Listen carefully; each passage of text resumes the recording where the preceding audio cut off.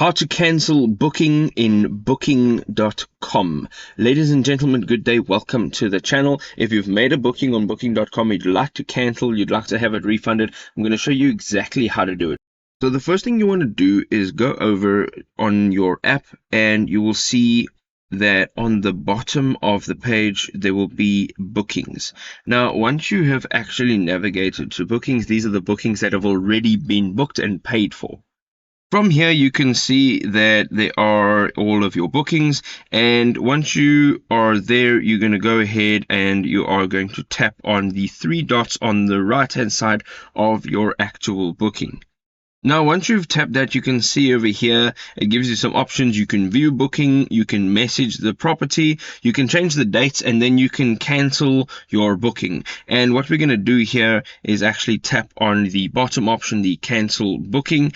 Once you tap on that, you can see over here, it gives you all of the details. It also states that it is a non-cost when actually making this cancellation. So you can go ahead now, again, at the bottom of the page, and you can actually just tap on the cancel the entire booking. Now, once you've tapped that, you'll have one last chance. It gives you all the costs involved. Right now there's no costs involved, and then the big red button, again, it says cancel the entire booking. You're going to go ahead and you are going to tap on the cancel the entire booking. Now, from here they will ask for you to give them a reason for your cancellation.